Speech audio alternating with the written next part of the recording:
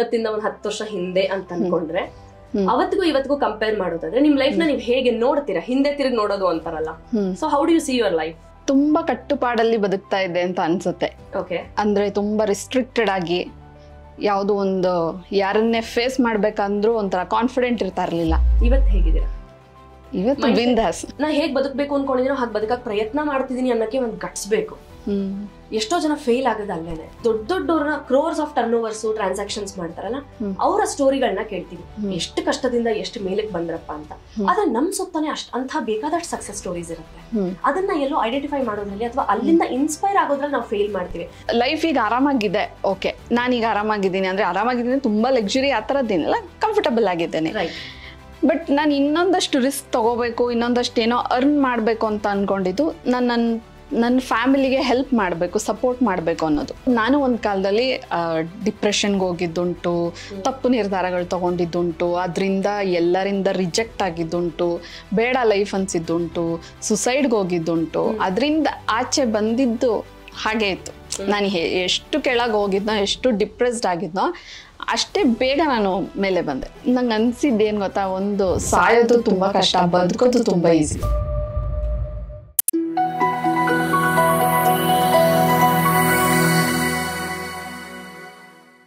ನಮಸ್ಕಾರ, welcome to GSS ಮಾಧ್ಯಮ. ಸಾಮಾನ್ಯವಾಗಿ ಎಲ್ಲರೂ ಒಂದೊಂದು ಕನಸನ್ನ ಕಟ್ಕೊಂಡಿರ್ತಾರೆ. ಕೆಲವು ಜನಕ್ಕೆ ಅದು ಸಾಕಾರ ಆಗುತ್ತೆ, ಕೆಲವ್ರಿಗೆ ಸಾಕಾರ ಆಗೋದಿಲ್ಲ. ಆಗದೆ ಇರೋರ್ನ ಯಾಕೆ ಆಗ್ಲಿಲ್ಲ ಅಂತ ಕೇಳಿದ್ರೆ ಆ ಫೇಲ್ಯೂರ್ಗೆ ರೀಸನ್ಗೆ ಇಷ್ಟುದ್ದ ಪಟ್ಟಿ ಇರುತ್ತೆ. ನಮ್ಮಲ್ಲಿ ಶ್ರೀಹರಿ ಸರ್ ಒಂದು ಮಾತು ಹೇಳ್ತಾರೆ, ಆಗದೆ ಇರೋದಕ್ಕೆ 100 ಕಾರಣ ಕೊಡಬೇಡಿ, ಆಗೋದಕ್ಕೆ 1 ಕಾರಣ ಕೊಡಿ ಅಂತ ಹೇಳಿ. ಯಾಕೆ ಈ ಮಾತು ಹೇಳ್ತಾ ಇದ್ದೀನಿ ಅಂದ್ರೆ, ನಾವೇನಾದ್ರೂ ಅನ್ಕೊಂಡು ಅದರಲ್ಲಿ ಫೇಲ್ಯೂರ್ ಆಯ್ತು, ಕುಗ್ಗು ಬಿಟ್ವಿ, ಸಾಧಿಸಕ್ ಆಗ್ಲಿಲ್ಲ ಅಂದ್ರೆ that has to be the beginning of a new start. ಅಲ್ಲಿಂದ ಹೊಸ ಒಂದು ಶುರುವನ್ನ ಮಾಡಬೇಕು ಅಂತ. ಒಂದು ಹೆಣ್ಣು ಅದರಲ್ಲೂ ಸಾಕಷ್ಟು ಲಿಮಿಟೇಷನ್ಸ್ ಇರುತ್ತೆ, ಬೌಂಡ್ರೀಸ್ ಇರುತ್ತೆ. ಅದೆಲ್ಲವನ್ನ ಮೆಟ್ಟಿ ನಿಲ್ಲೋದಿದೆಯಲ್ಲ, ತನ್ನ ಕನಸನ್ನ ಕಟ್ಕೊಳ್ಳೋದು, ಸೋಲಿನಿಂದ ಗೆಲುವಿನ ಕಡೆ ಹೋಗೋದು, ತಾನೂ ತನ್ನ ಕಾಲ ಮೇಲೆ ನಿಂತು ತನ್ನ ಕುಟುಂಬನೂ ಮುನ್ನಡೆಸ್ಕೊಂಡು ಹೋಗೋದು, ಅದಕ್ಕೊಂದು ಛಲ ಬೇಕು, ಹಠ ಬೇಕು. ಇದೆಲ್ಲವನ್ನ ಸಾಧಿಸೋದು ಹೇಳಿದಷ್ಟು ಸುಲಭ ಅಲ್ಲ. ಇವತ್ತು ನಮ್ಮ ಜೊತೆಗೆ ಅದನ್ನ ಸುಲಭ ಸಾಧ್ಯ ಮಾಡ್ಕೊಂಡಿರುವಂತಹ ಹೆಣ್ಮಗಳು ನಮ್ಮ ಜೊತೆಗಿದ್ದಾರೆ. She is my good friend Sarala ಅವರು. Hi Sarala. Hi, welcome to GSS Madhyama. Thank you. ಹೇಗಿದ್ದೀರಾ? ಆರಾಮಾಗಿದ್ದೀನಿ. ಇವತ್ತು ನಿಮ್ಮ ಮನಸ್ಥಿತಿ, ಪರಿಸ್ಥಿತಿ ಹೇಗಿದೆ? ತುಂಬಾ ಕಾನ್ಫಿಡೆಂಟ್ ಆಗಿದೆ. ಕಾನ್ಫಿಡೆಂಟ್ ಆಗಿ ಲೈಫ್ ಲೀಡ್ ಮಾಡ್ಬೋದು ಅನ್ನೋಷ್ಟು ಜೋಶ್ ಇದೆ. ಓಕೆ. ವೆನ್ ಕಂಪೇರ್ ಟು ಸುಮಾರು ಈಗ ಇವತ್ತಿಂದ ಒಂದು 10 ವರ್ಷ ಹಿಂದೆ ಅಂತ ಅನ್ಕೊಂಡ್ರೆ, ಅವತ್ತಿಗೂ ಇವತ್ತಿಗೂ ಕಂಪೇರ್ ಮಾಡೋದಾದ್ರೆ ನಿಮ್ ಲೈಫ್ ನ ನೀವು ಹೇಗೆ ನೋಡ್ತೀರಾ? ಹಿಂದೆ ತಿರುಗಿ ನೋಡೋದು ಅಂತಾರಲ್ಲ, so how do U see your life? ತುಂಬಾ ಕಟ್ಟುಪಾಡಲ್ಲಿ ಬದುಕ್ತಾ ಇದೆ ಅಂತ ಅನ್ಸುತ್ತೆ. ಓಕೆ. ಅಂದ್ರೆ ತುಂಬಾ ರಿಸ್ಟ್ರಿಕ್ಟೆಡ್ ಆಗಿ ಯಾವ್ದು ಒಂದು ಯಾರನ್ನೇ ಫೇಸ್ ಮಾಡ್ಬೇಕಂದ್ರೂ ಒಂಥರ ಕಾನ್ಫಿಡೆಂಟ್ ಇರ್ತಾ ಇರ್ಲಿಲ್ಲ, ಭಯ ಆಗ್ತಾ ಇತ್ತು. ಏನೊಂದು ಕೆಲಸ ಮಾಡೋಕ್ಕೂ ಭಯ ಆಗ್ತಾ ಇತ್ತು, ಹಿಂಜರಿಕೆ ಜಾಸ್ತಿ. ನನ್ನ ಮೇಲೆ ನನಗೆ ನಂಬಿಕೆನೇ ಇರ್ತಾ ಇರ್ಲಿಲ್ಲ. ನಾನು ಈ ಕೆಲಸ ಮಾಡಿದ್ರೆ ಆಗುತ್ತಾ, ಅಥವಾ ಯಾರಾದ್ರೂ ಏನಾದ್ರು ಅನ್ಕೊಂಡ್ಬಿಡ್ತಾರಾ, ಯಾವಾಗ್ಲೂ ಅದೇ ಮೈಂಡ್ ಸೆಟ್ ಅಲ್ಲಿ ಇರ್ತಾ ಇದ್ದೆ ನಾನು. ಇವತ್ತು ಹೇಗಿದ್ದೀರಾ? ಇವತ್ತು ಬಿಂದಾಸ್. ಚೆನ್ನಾಗಿದೆ ಅದು, ಬಿಂದಾಸ್. ಹೌದು. ಅಪ್ಪು ಫ್ಯಾನ ನೀವು? ಇಲ್ಲ, ಹಾಗೇನಿಲ್ಲ. ಬಟ್ ಏನಂದ್ರೆ ನಾನು ಹೇಗ್ ಬದುಕಬೇಕು ಅಂತ ಅನ್ಕೊಂಡಿದ್ದೀನೋ ಹಾಗೆ ಬದುಕೋ ಒಂದು ಪ್ರಯತ್ನ ಮಾಡ್ತಾ ಇದ್ದೀನಿ. ಇದು ತುಂಬಾ ಜನಕ್ಕೆ ಸಾಧ್ಯ ಇಲ್ಲ ಸರಳ ಅವ್ರೆ. ನಾ ಹೇಗ್ ಬದುಕಬೇಕು ಅನ್ಕೊಂಡಿದ್ದೀನೋ ಹಾಗೆ ಬದುಕಕ್ ಪ್ರಯತ್ನ ಮಾಡ್ತಿದೀನಿ ಅನ್ನಕ್ಕೆ ಒಂದ್ ಗಟ್ಸ್ ಬೇಕು. ಎಷ್ಟೋ ಜನ ಫೇಲ್ ಆಗೋದು ಅಲ್ಲೇನೆ. ಇವತ್ತು ಏನ್ ಮಾಡ್ತಾ ಇದ್ದೀರಾ ಅಂದ್ರೆ, ಒಂದು ಗೃಹಿಣಿಯಾಗಿ ಅಥವಾ ಒಂದು ಪ್ರೊಫೆಷನಲ್ ಆಗಿ ಏನಿದೆ ನಿಮ್ಮ ಲೈಫಲ್ಲಿ, ಏನ್ ನಡೀತಾ ಇದೆ? ಸೊ ಇವಾಗ ನಾನು ಒಂದು ಕಂಪನಿಯಲ್ಲಿ ವರ್ಕ್ ಮಾಡ್ತಾ ಇದ್ದೀನಿ. ಜೊತೆಗೆ ನಂದೇ ಒಂದು ಸ್ಟಾರ್ಟ್ಅಪ್ ಶುರು ಮಾಡಿದ್ದೀನಿ. ಒಂದು ವೆಂಚರ್ ಇದೆ. ನೈಸ್. ಎಷ್ಟು ದಿನ ಆಯ್ತು ವೆಂಚರ್ ಸ್ಟಾರ್ಟ್ ಮಾಡಿ 1-2-3 ಮಂತ್ಸ್ ಆಯ್ತು. ಒಂದ್ ಕಡೆ ಕೆಲ್ಸಕ್ಕೆ ಹೋಗ್ತಾ ಇದೀರಾ, ಜೊತೆಗೆ ಒಂದು ಬಿಸ್ನೆಸ್ ವೆಂಚರ್ ನ ಸ್ಟಾರ್ಟ್ ಮಾಡಿದೀರಾ. ಇದರ ಹಿನ್ನೆಲೆ ಏನು? ಎಲ್ಲಿ ಸ್ಟಾರ್ಟ್ ಆಯ್ತು ಜರ್ನಿ? ನಿಮ್ಗೆ ಯಾಕೆ ಕೆಲ್ಸಕ್ಕೆ ಹೋಗ್ಬೇಕು ಅನಿಸ್ತು? ನಿಮ್ಗೆ ಯಾಕೆ ಒಂದು ಬಿಸ್ನೆಸ್ ಕೆಲ್ಸಕ್ಕೆ ಹೋಗ್ಕೊಂಡು ಅಂದ್ರೆ almost I believe 10 to 7 work ಮಾಡ್ತೀರಾ ಅಲ್ವಾ? ಸೊ ಅದ್ರ ಮಧ್ಯೆ ನೀವು ಬಿಸ್ನೆಸ್ ಮಾಡ್ಬೇಕು ಅಂತ ಯಾಕೆ ಅನ್ನಿಸ್ತು, ಅಂಡ್ ಹೇಗ್ ಮ್ಯಾನೇಜ್ ಮಾಡಕ್ ಆಗುತ್ತೆ ಅನ್ನೋದು ಬೇಸಿಕ್ ಎಲ್ರಿಗೂ ಅನ್ಸೋಂಥದ್ದು. ಯಾಕೆ ಇದನ್ನ ಕೇಳ್ತಾ ಇದೀನಿ ಅಂದ್ರೆ, ನಾವು ದೊಡ್ಡವ್ರನ್ನ crores of turnovers transactions ಮಾಡ್ತಾರಲ್ಲ, ಅವರ ಸ್ಟೋರಿಗಳನ್ನ ಕೇಳ್ತೀವಿ, ಎಷ್ಟು ಕಷ್ಟದಿಂದ ಎಷ್ಟು ಮೇಲಕ್ಕೆ ಬಂದ್ರಪ್ಪ ಅಂತ. ಆದ್ರೆ ನಮ್ ಸುತ್ತಾನೆ ಅಂತ ಬೇಕಾದಷ್ಟು ಸಕ್ಸಸ್ ಸ್ಟೋರೀಸ್ ಇರುತ್ತೆ. ಅದನ್ನ ಎಲ್ಲೋ ಐಡೆಂಟಿಫೈ ಮಾಡೋದ್ರಲ್ಲಿ ಅಥವಾ ಅಲ್ಲಿಂದ ಇನ್ಸ್ಪೈರ್ ಆಗೋದ್ರಲ್ಲಿ ನಾವು ಫೇಲ್ ಮಾಡ್ತೀವಿ. ಅಯ್ಯೋ ನಮ್ ಜೊತೆಯವರೇ ಏನೋ ಮಾಡಿರ್ತಾರೆ, ಯಾರೋ ಮನೇಲಿ ಹೆಲ್ಪ್ ಮಾಡಿರ್ತಾರೆ ಅನ್ಸುತ್ತೆ ಅಂತ ಈಸಿ ಆಗಿ ತಗೋತೀವಿ ನಮ್ ಸುತ್ತ ಇರೋರ್ ಬಗ್ಗೆ. ಅದನ್ನ ಅಕ್ನಾಲೇಜ್ ಮಾಡಕ್ ನಮ್ ಮನಸ್ಥಿತಿ ರೆಡಿನೇ ಇರೋದಿಲ್ಲ. ಬಟ್ ಅಂತದ್ರಲ್ಲಿ ನೀವು ಮಾಡಿರೋದು ಆ ತರದೇ ಒಂದ್ ಕೆಲಸ. ಬಿಕಾಸ್ ನನಗೆ ಗೊತ್ತಿರೋದ್ರಿಂದ, ನಾನು ನಿಮ್ಮ ಹತ್ರ ಮಾತಾಡಿರೋದ್ರಿಂದ. ಸೊ ಈ ಜರ್ನಿ ಹೇಗ್ ಸ್ಟಾರ್ಟ್ ಆಯ್ತು ಸರ್? ಕೆಲಸ ಮಾಡ್ಲೇಬೇಕಾದ ಕೆಲವೊಂದು ಸಂದರ್ಭಗಳು ಬಂತು. ಕೆಲ್ಸಕ್ಕೆ ಹೋಗಿ ಬದುಕಬೇಕು ಅನ್ನೋಂಥ ಸಂದರ್ಭ ಬಂತು. ನಾನು D.Ed ಮಾಡಿದ್ದೀನಿ. ಟೀಚಿಂಗ್ ಪ್ರೊಫೆಷನಲ್ಲಿ ನಾನು 12 ವರ್ಷ ಕೆಲಸ ಮಾಡಿದ್ದೀನಿ. ಮಕ್ಕಳಿಗೆ ಟ್ಯೂಷನ್ಸ್ ಮಾಡ್ತಾ ಇದ್ದೆ. ಸೊ ಇಷ್ಟೆಲ್ಲ ಕೆಲಸಗಳು ಮಾಡಿಕೊಂಡು ಜೊತೆಗೆ ಯೋಗ ಕಲ್ತ್ಕೊಂಡೆ. ಯೋಗ ಕ್ಲಾಸಸ್ ಮಾಡ್ತಾ ಇದ್ದೆ. ಟ್ರೈನಿಂಗ್ ಆದಮೇಲೆ ಯೋಗ ಕ್ಲಾಸಸ್ ಅಲ್ಲದೆ ನಾನು ಯಾವ ಸಂಸ್ಥೆಯಲ್ಲಿ ಯೋಗ ಕಲಿತಾ ಇದ್ನೋ ಈಗ ಅದೇ ಸಂಸ್ಥೆಯಲ್ಲಿ ಕೆಲ್ಸಕ್ಕೆ ಸೇರ್ಕೊಂಡಿದ್ದೀನಿ. ನಾನು ಟೀಚಿಂಗ್ ಪ್ರೊಫೆಷನ್ ಬಿಟ್ಟು ಈಗ ಅಲ್ಲಿ ಕೆಲ್ಸಕ್ಕೆ ಸೇರ್ಕೊಂಡಿದ್ದೀನಿ. ಇಷ್ಟೆಲ್ಲ ಆಗಿ ಈಗ ನಾನು ವರ್ಕ್ ಮಾಡ್ತಾ ಇರೋ ಕಂಪನಿಯಲ್ಲಿ ನಾನು ಆರಾಮಾಗಿದ್ದೀನಿ. ನನಗೆ ಅದು ಬರ್ತಾ ಇರೋ ಒಂದು ಸಂಬಳ, ಆರಾಮಾಗಿ ಲೈಫ್ ಲೀಡ್ ಮಾಡ್ಬೋದು, ಕಂಫರ್ಟಬಲ್ ಆಗಿದ್ದೀನಿ.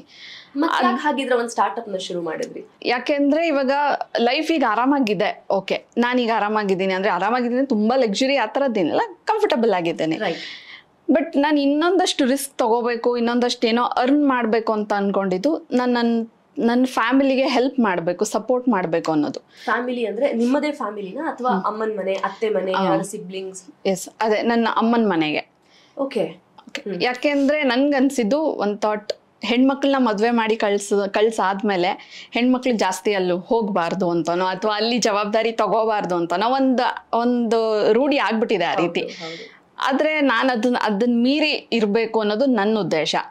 ಮದ್ವೆ ಆದ್ಮೇಲೂ ನಮ್ಮ ತಂದೆ ತಾಯಿನ ನಾನು ಚಿಕ್ಕದ್ರಿಂದ ಹೇಗೆ ನಾನು ಅವ್ರನ್ನ ಗೌರವಿಸ್ತಾ ಇದ್ನೋ, ಪ್ರೀತಿಸ್ತಾ ಇದ್ನೋ, ಅದೇ ಪ್ರೀತಿ ಅದೇ ಗೌರವ ಜೊತೆಗಿರ್ಬೇಕು. ಅದ್ರ ಜೊತೆ ನಾನು ಒಂದಷ್ಟು ರೆಸ್ಪಾನ್ಸಿಬಿಲಿಟೀಸ್ನ ತಗೋಬೇಕು ಅಂತ ನನಗೆ ಅನ್ನಿಸ್ತು ಅದು.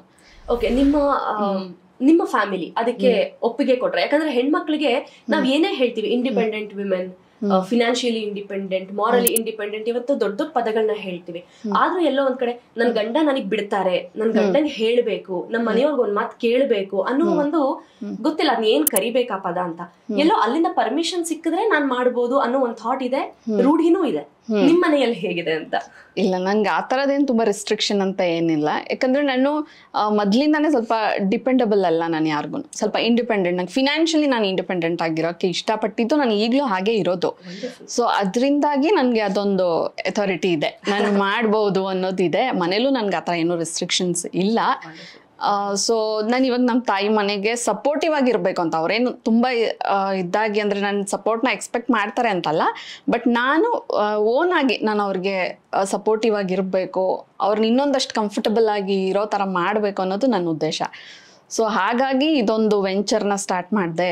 ನಮ್ಮ ತಾಯಿನ ಆ ವೆಂಚರಲ್ಲಿ ಕೂಡಿಸ್ದೆ, ಅವ್ರಿಗೆ ಒಂದಷ್ಟು ಟ್ರೈನಿಂಗ್ ಕೊಟ್ಟೆ, ಅವ್ರಿಗೆ ಬದುಕೋಕೆ ಇನ್ನೊಂದಷ್ಟು ಏನೋ ಒಂದಷ್ಟು ಕೆಲಸ ಮಾಡ್ತಾ ಇದ್ರೆ ಸ್ವಲ್ಪ ಇನ್ನಷ್ಟು ಆ್ಯಕ್ಟಿವ್ ಆಗಿರ್ತಾರೆ ಅಂತ. ಸೊ ಅವ್ರನ್ನ ಮನೇಲೇ ಇರಕ್ ಬಿಡ್ದೇನೆ ಅವ್ರನ್ನ ಅಲ್ಲಿ ಹಾಕಿ ಅವ್ರನ್ನೂ ಎಂಗೇಜ್ ಮಾಡಿ ಒಂದಷ್ಟು ಅವ್ರಿಗೂ ಟ್ರೈನಿಂಗ್ ಎಲ್ಲ ಕೊಡಿಸಿ ಈಗ ಅದೇ ರೀತಿ ನಡ್ಕೊಂಡು ಹೋಗ್ತಾ ಇದೆ. ವಂಡರ್ಫುಲ್. ಈ ಹೆಲ್ತ್ ಅಂತ ಬಂದಾಗ ಎರಡು ಭಾಗ ಇದೆ, ಒಂದು ಮೆಂಟಲ್ ಹೆಲ್ತ್, ಒಂದು ಫಿಸಿಕಲ್ ಹೆಲ್ತ್ ಅಂತ. ಬಹುಶಃ ನೀವು ನಿಮ್ಮ ತಾಯಿ ಮನೆಯವ್ರ ಜೊತೆಗೆ ಈ ವೆಂಚರ್ ನ ಹಾಕೊಟ್ಟಿರೋದ್ರಿಂದ ಮೆಂಟಲಿನೂ ಆಕ್ಯುಪೈ ಆದ್ರು, ಫಿಸಿಕಲಿನೂ ಆಕ್ಯುಪೈ ಆದ್ರು. ಪ್ರಾಬಬ್ಲಿ ಅವ್ರ ಏಜ್ ಅಂದ್ರೆ 60 ಡೆಫಿನೆಟ್ಲಿ ಕ್ರಾಸ್ ಆಗಿರ್ತಾರೆ ಅನ್ಕೊಳ್ತೀನಿ.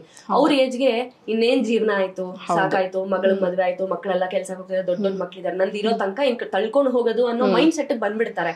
ಬಟ್ ನೀವು ಮಾಡಿರೋದು ಅವ್ರನ್ನ ಎಂಗೇಜ್ ಮಾಡಿ ಇನ್ನೂ ಬದುಕೋ ಹುಮ್ಮಸ್ನ ತಂದ್ಕೊಟ್ಟಿದ್ದೀರಾ. ಏನ್ ವೆಂಚರ್ ಮಾಡ್ತಿದ್ದಾರೆ? ನಮ್ದೇ ಓನ್ ಆಗಿ ಒಂದು ಮ್ಯಾನುಫ್ಯಾಕ್ಚರಿಂಗ್ ಯೂನಿಟ್ ಸ್ಟಾರ್ಟ್ ಮಾಡಿದೀವಿ. ಅಲ್ಲಿ ನಮ್ಮ ತಾಯಿ ಪ್ರೊಡಕ್ಷನ್ ಮಾಡಿ ಕೊಡ್ತಾರೆ, ಅಂದ್ರೆ ಮ್ಯಾನುಫ್ಯಾಕ್ಚರಿಂಗ್ ಮಾಡಿ ಕೊಡ್ತಾರೆ, ನಾನು ಅದನ್ನ ಮಾರ್ಕೆಟಿಂಗ್ ಮಾಡ್ತೇನೆ. Wonderful.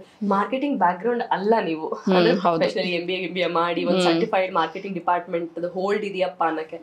How are you managing? ನಿಮ್ಮ ಟ್ರೈನಿಂಗ್ ಎಲ್ಲಿ ತಗೊಂಡ್ರಿ? ಹೇಗೆ ಇದನ್ನ ಒಂದು ಕನಸು ಕಾಣಬಹುದು, ನಾನು ಇದು ಮಾಡ್ಬೋದು, ಒಂದು ಸರ್ವೆ ಮಾಡ್ಬೋದು ಗೂಗಲ್ ಅಲ್ಲಿ, ಇದನ್ನ ಮಾಡಿದ್ರೆ ಚೆನ್ನಾಗಿರತ್ತೆ, ಇಷ್ಟು ಬರುತ್ತಂತೆ, ಇಷ್ಟು ಇನ್ವೆಸ್ಟ್ ಮಾಡಿದ್ರೆ ಇಷ್ಟು ಬರುತ್ತಂತೆ ಅಂತ, ಒಂದ್ ಭಾಗ ಮಾಡಿದ್ರೆ 10 ಭಾಗ ಬರುತ್ತೆ ಅಂತ. ಬಟ್ ಅದನ್ನ ಹೋಗಿ ತಲುಪಿಸಿ ಆ ದುಡ್ಡನ್ನ ಬ್ಯಾಂಕ್ ಅಕೌಂಟ್ ಬರೋ ಹಾಗೆ ಮಾಡ್ಕೊಳ್ಳೋದಿದೆಯಲ್ಲ, ಅದೊಂದು ದೊಡ್ಡ ಟಾಸ್ಕ್. ನಿಮ್ಮನ್ನ ನೀವು ಹೇಗೆ ಪ್ರಿಪೇರ್ ಮಾಡ್ಕೊಂಡ್ರಿ ಅಂಡ್ ಸಮಯ ಎಲ್ಲಿ ಮಾಡ್ಕೋತಾ ಇದೀರಾ ಅಂತ ನನ್ನ ಪ್ರಶ್ನೆ. ಎಲ್ಲಾರು ಹೇಳದೆ ಟೈಮೇ ಇಲ್ಲ ಅಂತಂದ್ರೆ ನೀವು ಹೇಗ್ ಮಾಡ್ಕೋತಾ ಇದೀರಾ? ಅಂದ್ರೆ ನನ್ಗೆ ಈ ಪೇಪರ್ ಪ್ಲೇಟ್ ಸ್ಟಾರ್ಟ್ ಮಾಡ್ಬೇಕು ಅನ್ಸಿದ್ದು, ನಾನು ಈಗ ಮಹಿಳಾ ಸಂಘಗಳಲ್ಲೆಲ್ಲ ಒಂದಷ್ಟು ಸೆಷನ್ಸ್ ಮಾಡ್ತಾರೆ ಈ ಲೇಡೀಸ್ಗೆ ಅಂತಾನೆ, ಅವ್ರನ್ನ ಎಂಪವರ್ ಮಾಡ್ಲಿಕ್ಕೆ ಅಂತ ಮಾಡ್ತಾರೆ. ಸೊ ಆ ಸೆಷನ್ಸ್ನ ನಾನು ಅಟೆಂಡ್ ಮಾಡಿದಾಗ ನನ್ಗೆ ಅನ್ಸಿದ್ದು, ನಾನು ಇದರಿಂದ ಏನಾದ್ರೂ ಮಾಡಬಹುದಲ್ವಾ, ಒಂದೇನಾದ್ರೂ ಸಣ್ಣ ಬಿಸ್ನೆಸ್ ಸ್ಟಾರ್ಟ್ ಮಾಡ್ಬೋದು, ಇದ್ರಲ್ಲಿ ನಮ್ಮ ತಾಯಿನ ಇನ್ವಾಲ್ವ್ ಮಾಡ್ಕೋಬಹುದು, ಯಾಕೆ ಬರೀ ಇನ್ವೆಸ್ಟ್ ಮಾಡಿ ಸೇವಿಂಗ್ಸ್ ಅಷ್ಟಕ್ಕೆ ಮಾತ್ರ ಯಾಕೆ ಇದನ್ನ ಯೂಸ್ ಮಾಡ್ಕೋಬೇಕು ಅಂತ ಅನ್ನಿಸ್ತು. ಸೊ ಹಂಗಾಗಿ ಇದನ್ನ ಸ್ಟಾರ್ಟ್ ಮಾಡೋ ಒಂದು ಐಡಿಯಾ ಬಂತು. ಜೊತೆಗೆ ನಾನು ಇವಾಗ ಸ್ಟಾರ್ಟ್ ಮಾಡಿ ಆದ್ಮೇಲೆ ನನಗೆ ಚಾಲೆಂಜಿಂಗ್ ಅಂತ ಅನ್ಸಿದ್ದು ಮಾರ್ಕೆಟಿಂಗ್. ನೀವು ಹೇಳ್ದಂಗೆ ನಾನು ಮಾರ್ಕೆಟಿಂಗ್ ಬ್ಯಾಕ್ ಗ್ರೌಂಡ್ ಅಲ್ಲ ನಂದು. ಸೊ ನಾನು ಹೋಗಿ ಅಪ್ರೋಚ್ ಮಾಡೋದು, ಹೇಗೆ ಅವ್ರನ್ನ ಕನ್ವಿನ್ಸ್ ಮಾಡೋದು ಅನ್ನೋದೊಂದು ನನ್ನ ತಲೆಯಲ್ಲಿ ಯಾವಾಗಲೂ ಇರ್ತಾ ಇತ್ತು. ಬಟ್ ನಾನು ಹೋಗಿ ಕ್ಯಾಶುವಲ್ ಆಗಿ ಮಾತಾಡಿದೆ, ಸರ್ ನಾನೀಗ ಈ ಥರ ಒಂದು ವೆಂಚರ್ ಸ್ಟಾರ್ಟ್ ಮಾಡಿದ್ದೀವಿ, ನೀವು ತೊಗೊಳ್ಳಿ ಸರ್, ನಮ್ಮ ಹತ್ರ ತೊಗೊಳ್ಳಿ, ನಾವು ಒಳ್ಳೆ ಆರ್ಡರ್ ಇದು ಮಾಡಿ ಕೊಡ್ತೀವಿ ಸರ್, ಈ ಥರ ಎಲ್ಲ ಏನೋ ಒಂದಷ್ಟು ಕ್ಯಾಶುವಲ್ ಆಗಿ ಮಾತಾಡ್ತಾ ಅವ್ರಿಗೆ ಅನ್ನಿಸ್ತು ಏನೋ ಹುಡುಗಿ ಮಾಡ್ಬೋದೇನೋ ಅಂತ.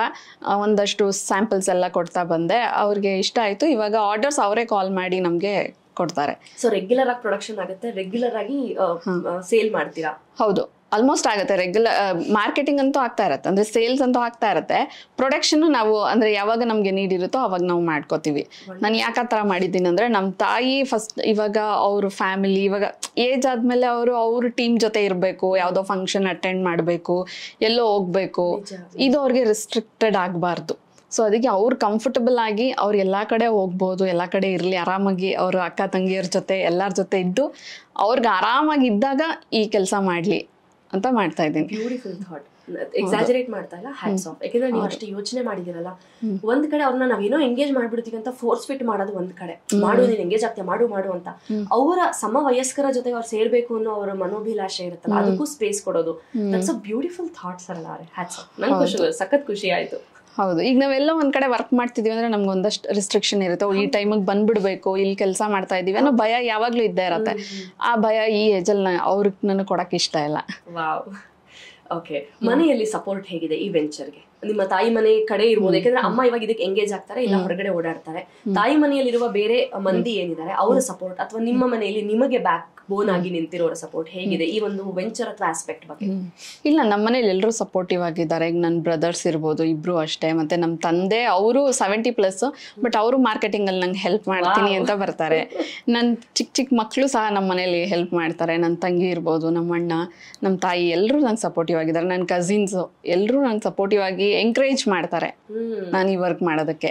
ಎಷ್ಟೋ ಮನೆಗಳ ಸಾಮಾನ್ಯವಾದ ಪ್ರಾಬ್ಲಮ್ ಏನಂದ್ರೆ, ಒಂದು 65-70 ಕ್ರಾಸ್ ಆಗ್ಬಿಟ್ರಂತೂ ಅದರಲ್ಲೂ ಎಸ್ಪೆಷಲಿ ಅವ್ರನ್ನ ಹೊರಗಡೆ ಕರ್ಕೊಂಡು ಹೋಗಕ್ಕಾಗಲ್ಲ, ಬಿಕಾಸ್ ಓಡಾಡಕ್ಕಾಗಲ್ಲ, ಆರೋಗ್ಯ ಸಮಸ್ಯೆ ಆಗುತ್ತೆ. ಮನೇಲಿ ನಾವಿರಲ್ಲ, ಸೊ ಅವ್ರ ಮನೇಲಿ ಒಂಟಿ ಫೀಲ್ ಮಾಡ್ತಾರೆ, ಲೋನ್ಲಿ ಫೀಲ್ ಮಾಡ್ತಾರೆ. ಅವ್ರಿಗೆ ಕಂಪ್ಲೀಟ್ ಆಗಿ ಆಕ್ಟಿವಿಟಿನೇ ನಿಂತು ಹೋಗುತ್ತೆ. ಅವ್ರು ಹೇಗೆ ಬಾಳಿ ಬದುಕಿ ಬಂದಿದ್ರು ಆ ಯಾವ ವಾತಾವರಣನೂ ಅವ್ರ ಸುತ್ತ ಇರೋದಿಲ್ಲ. ಅವಾಗ್ಲೇ ಪ್ರಾಬಬ್ಲಿ ಅವ್ರಿಗೆ ಹೆಲ್ತ್ ಇಶ್ಯೂಸ್ ಬರುತ್ತೆ, ಅಲೂಫ್ ಅನ್ಸುತ್ತೆ. ಬಟ್ ನೀವು ಎಲ್ಲಾದ್ನೂ ಕ್ಲೀನ್ ಆಗಿ ಬ್ಯಾಲೆನ್ಸ್ ಮಾಡ್ತಿದ್ದೀರಾ ಅಂತ. ನೈಸ್. ಸೊ ಈ ಟೈಮಲ್ಲಿ ನಂಗೆ ಏನ್ ಹೇಳ್ಬೇಕನ್ಸುತ್ತೆ ಅಂದ್ರೆ, ನಮ್ದು ಒಂದು GSS ವಾತ್ಸಲ್ಯ ಅಂತ ಒಂದು ಕಾರ್ಯಕ್ರಮ ಇದೆ. ಇದು ನಾವು 5 ವರ್ಷದಿಂದ ಮಾಡ್ತಾ ಇದ್ದೀವಿ. ಆ ವಾತ್ಸಲ್ಯದಲ್ಲಿ ಎಲ್ಲ ಹಿರಿಯರೇ ಬರೋದು, ಹಿರಿಯರಿಗೋಸ್ಕರನೇ ಮಾಡ್ತಾ ಇರೋದು. ಆ ವಾತ್ಸಲ್ಯದಿಂದ ಅಲ್ಲಿಂದ ನಂಗೆ ಇದೊಂದು ಇನ್ಸ್ಪಿರೇಷನ್ ಅಂತ ಹೇಳ್ಬೋದು. ಅವ್ರ ಫೀಲಿಂಗ್ಸ್ ನನಗೆ ಗೊತ್ತಾಯ್ತು ಅಲ್ಲಿ ಹೋದಾಗ. ಯಾಕೆ ಅವರು ವಾತ್ಸಲ್ಯಕ್ಕೆ ಬಂದಾಗ ಯಾಕೆ ಅವ್ರು ಕುಗ್ಗೋಗಿರ್ತಾರೆ ಮನೇಲಿ, ಯಾಕೆ ಸೈಲೆಂಟ್ ಆಗಿರ್ತಾರೆ, ಅವ್ರ ಪ್ರಾಬ್ಲಮ್ಸ್ ಏನು, ಅವ್ರ ಫೀಲಿಂಗ್ಸ್ ಏನೋ ನನ್ಗೆ ಅರ್ಥ ಆಯ್ತು. ಸೊ ಇದೇ ತರ ಪ್ರಾಬ್ಲಮ್ ಅಲ್ವಾ ನನ್ನ ಮನೇಲಿ ಇರೋದು, ನನ್ನ ತಾಯಿಗಿರೋದು ಅಂತ ಅನ್ನಿಸ್ತು ನನಗೆ.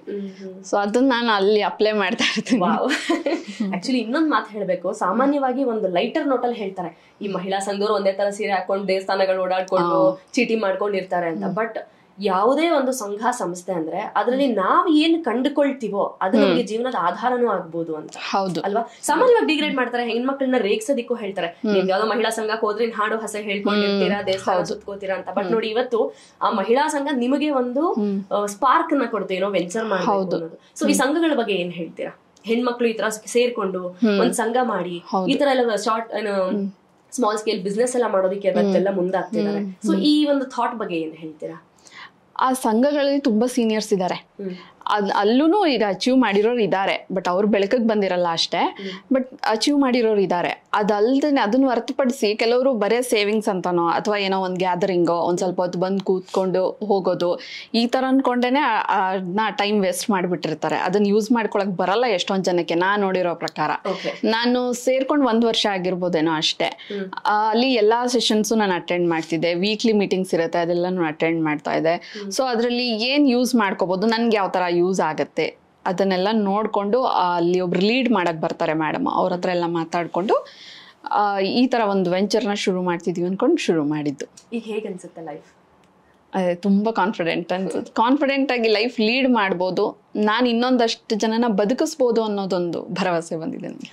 ಈಗ 10 ವರ್ಷದ ಹಿಂದಿನ ಸರಳ ಅವ್ರಿಗೂ ಇವತ್ತಿನ ಸರಳ ಅವ್ರಿಗೂ ನೋಡಿದ್ರೆ ನನಗನ್ಸೋದಂದ್ರೆ, ನೀವು ಮಾತಾಡೋದು, ನಿಮ್ಮ ಈ ಎಲ್ಲ ವೆಂಚರ್ಸ್ಗಳು ನೋಡಿದ್ರೆ, ಇನ್ ಏನ್ ನನ್ನ ಎದುರಿಗೆ ಬಂದ್ರು ನಾನು ಸುಮ್ಮನೆ ಹೊಡ್ಕೊಂಡು ಹೋಗ್ತಾ ಇರ್ತೀನಿ ಮುಂದಕ್ಕೆ. ಹೌದು ಅಂತ ಅಲ್ವಾ? ಹೌದು, ಹಂಗೆ ಅನ್ಸೋದು. ಯಾಕಂದ್ರೆ ತುಂಬಾ ಹೆದರಿಕೆ, ಏನ್ ಅನ್ಕೊಂಡ್ಬಿಡ್ತಾರೋ, ಈಗ ನಿಮ್ಮ ಹತ್ರ ಇಷ್ಟು ಮಾತಾಡ್ತಿದ್ದೀನಲ್ವಾ, ಏನಾರು ತಪ್ಪು ಮಾತಾಡ್ಬಿಟ್ರೆ ಏನಾರು ಅನ್ಕೊಂಡ್ಬಿಡ್ತಾರೇನೋ, ಆಡ್ಕೊಂಡ್ಬಿಡ್ತಾರೇನೋ, ಅದೇ ಹಿಂಜರಿಕೆ ಇರ್ತಾ ಇತ್ತು. ಬಟ್ ಈಗ ಆ ಥರ ಇರಲಿಲ್ಲ. ಏನಿಲ್ಲ, ಏನೋ ಒಂದು ಹೆಜ್ಜೆ ಹಾಕ್ಬೇಕಂದ್ರೆ ನಾನು ಒಬ್ಳೇ ಹೋಗ್ತೀನಿ. ನಂಗೆ ಯಾರು ಇವಾಗ ಯಾರೋ ಸಪೋರ್ಟ್ ಮಾಡಬೇಕು, ನಂಗೆ ನನ್ನ ಹಿಂದೆ ಯಾರೋ ಇರಬೇಕು, ಇವ್ರು ಇದ್ರೆ ನಂಗೆ ಹೆಲ್ಪ್ ಆಗುತ್ತೆ, ಆ ಥರದ್ದು ಏನೂ ಇಲ್ಲ. ಶುರು ಮಾಡೋದು ಅಂದ್ರೆ ಮಾಡ್ಬೇಕು ಅಂದ್ರೆ ಮಾಡೋದೆ, ಹೋಗೋದೆ. ಇಂಗ್ಲಿಷ್ ಅಲ್ಲಿ ಒಂದು ಪದ ದ ಗರ್ಲ್ ನೆಕ್ಸ್ಟ್ ಡೋರ್ ಅಂತ, ಅಂದ್ರೆ ನಮ್ಮನೆ ಹುಡುಗಿ ಪಕ್ಕದಲ್ಲೇ ಇದಾರೆ ಅಂತ, ನಮಗ್ ಗೊತ್ತಿರೋ ಹುಡುಗಿ ನಮ್ಮನೆ ಹುಡುಗಿ ಅಂತ ಅನ್ಸೋ ಒಂದು ಫೀಲ್ ಇದೆ. ನೀವ್ ಹಾಗೆ ಹೇಳ್ತಾ ಇದ್ದೀರಾ. ಬಹುಶಃ ನಿಮ್ ಮಾತು ಕೇಳದ್ಮೇಲೆ ಯಾರ ಮನೇಲಾದ್ರೂ ಈ ತರದ್ದೇ ಒಂದು ಕುಗ್ಗುವಿಕೆಯ ಸಮಸ್ಯೆ ಇದ್ರೆ they can definitely look up to you. ಇವ್ರ ತರ ನಾನು ಯೋಚನೆ ಮಾಡ್ಬೋದಲ್ಲ ಅಂತ. ಒಂದು ಇನ್ಸ್ಪಿರೇಷನ್ ನೀವು. ನಿಮ್ಮ ಧೈರ್ಯ, ನಿಮ್ಮ ಛಲ, ನಿಮ್ಮ ಹಠ, ಮಾಡೇ ಮಾಡ್ತೀನಿ ನಾನ್ ಸೋಲಲ್ಲ ಅನ್ನುವ ಹೆಲ್ದಿ ಹಠ ಇದೆಯಲ್ಲ, ಅದು ಇವತ್ತಿನ ಕಾಲದಲ್ಲಿ ಹೆಣ್ಮಕ್ಳು ಖಂಡಿತ ಬೇಕು. ಹೌದು, ನಾವ್ ಹೇಳ್ತಾ ಇದೀವಿ ಎಷ್ಟೋ ಮುಂದುವರೆದಿದೆ ಜನರೇಷನ್ ಅಂತ ಹೇಳಿ, ಇನ್ನೂ ಎಲ್ಲೋ ಒಂದ್ ಕಡೆ ಎಷ್ಟೋ ಹೆಣ್ಮಕ್ಳು ಸಫರ್ ಮಾಡ್ತಿದಾರೆ ಅನ್ಸುತ್ತಾ ನಿಮ್ಗೆ? ಖಂಡಿತ ಖಂಡಿತ. ಎಷ್ಟೊಂದ್ ಜನ ಮುಂದೆ ಬರೋಕೆ ಹೆದರ್ಕೋತಾರೆ. ಯಾಕೆ ಮಾಡ್ಬೇಕು, ನಮ್ಮ ಮನೇಲಿ ಏನೋ ಅಂತಾರೆ. ಕೆಲವೊಂದು ಕಟ್ಟುಪಾಡಲ್ಲಿ ಇನ್ನೂ ಹೆಣ್ಮಕ್ಳು ಹಾಗೆ ಇದ್ದಾರೆ. ನಾನೇ ಏನ್ ಹೇಳೋದಂದ್ರೆ, ಲೈಫ್ ಹೆಂಗ್ ಬರುತ್ತೋ ಹಂಗೆ ಅಕ್ಸೆಪ್ಟ್ ಮಾಡಿ, ಆದ್ರೆ ಆ ಬದುಕೋ ಛಲನ ಬಿಡಬೇಡಿ ಅಂತ. ಯಾಕೆಂದ್ರೆ ನಾನು ಒಂದು ಕಾಲದಲ್ಲಿ ಡಿಪ್ರೆಷನ್ಗೆ ಹೋಗಿದ್ದುಂಟು, ತಪ್ಪು ನಿರ್ಧಾರಗಳು ತಗೊಂಡಿದ್ದುಂಟು, ಅದರಿಂದ ಎಲ್ಲರಿಂದ ರಿಜೆಕ್ಟ್ ಆಗಿದ್ದುಂಟು, ಬೇಡ ಲೈಫ್ ಅನ್ಸಿದ್ದುಂಟು, ಸುಸೈಡ್ಗೆ ಹೋಗಿದ್ದುಂಟು. ಅದರಿಂದ ಆಚೆ ಬಂದಿದ್ದು ಹಾಗೆ ಇತ್ತು. ನಾನು ಎಷ್ಟು ಕೆಳಗೆ ಹೋಗಿದ್ನೋ, ಎಷ್ಟು ಡಿಪ್ರೆಸ್ಡ್ ಆಗಿದ್ನೋ, ಅಷ್ಟೇ ಬೇಗ ನಾನು ಮೇಲೆ ಬಂದೆ ಅದರಿಂದ.